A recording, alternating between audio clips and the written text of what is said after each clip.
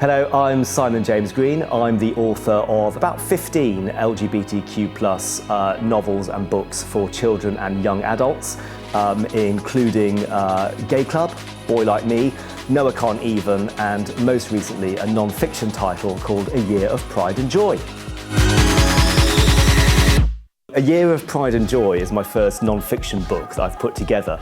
So yeah, it features 52 LGBTQ+ people talking about something that brings them joy in about 150 words. And we've got kind of one entry for every week of the year tied to various sort of celebrations and festivals throughout the year. And I was delighted to be asked to put this together because I think what the world needs right now is an awful lot more joy. Yeah? It needs people celebrating and being happy and looking at the positives. But otherwise it just gets you down, right? Yeah, I was really pleased to be able to put this together. We've got people from all walks of life. So it is, there's famous people in there like Julian Clary, Tom Daley and Miriam Margolyes who've all contributed.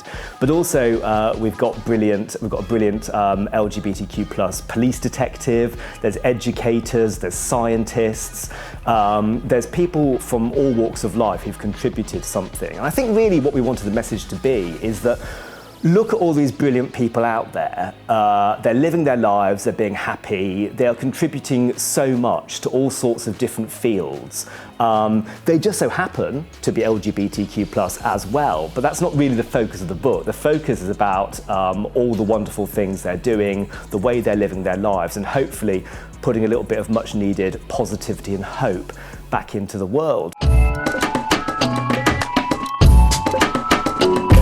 So my most recent young adult novel, Boy Like Me, deals with Section 28, which was in place when I was at school in the 90s. And if you don't know, Section 28 was in force in the UK between 1988 all the way until 2003, when it was finally repealed.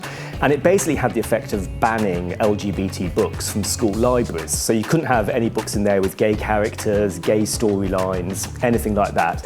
So when I was growing up in the 90s, I didn't get to see any books featuring characters who were going through similar stuff to what I was going through, similar sorts of thoughts and feelings. And it made me feel really alone, really afraid, and like I had nowhere to turn, basically, for any kind of support or information or reassurance whatsoever. So when I go into schools, I do talk about Section 28. I talk about the damage it does, both to young people who are perhaps questioning or exploring their sexuality, but also actually the damage it does to all young people, because finding out about your friends and about other people your age, finding out what they're going through, understanding people and how their experiences are different to yours is a really, really important thing.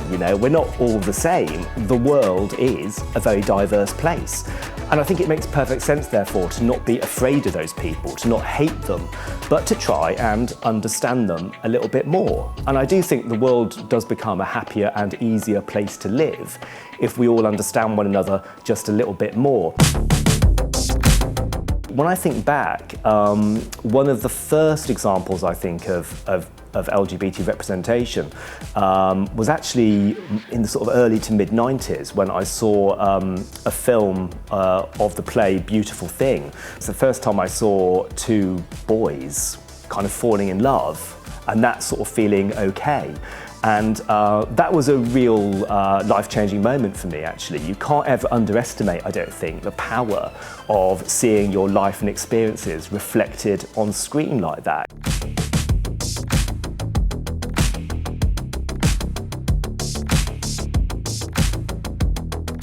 The wonderful thing nowadays is we have so much more choice in terms of LGBT content that we can consume. So in my field, in the book world, for example, young adult fiction especially, there are so many brilliant authors writing so many fabulous stories all about LGBTQ+ lives. I mean, I really enjoyed shows like It's a Sin, for example. I think those stories sometimes which portray what I would call a very kind of realistic side to life is important. I'm all for hopeful, optimistic stories, and I'm a great fan as well, of course, of, you know, gay kids getting their happy endings and having those big rom-com type moments.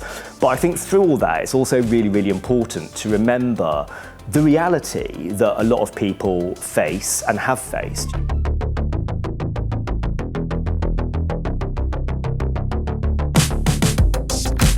With the way the world is at the moment, we're back again to a place where some people are sadly trying to ban LGBT books from school libraries. They're saying there's no place for them, they shouldn't be in there, and making up all sorts of lies, basically, about the content of the books to justify banning them.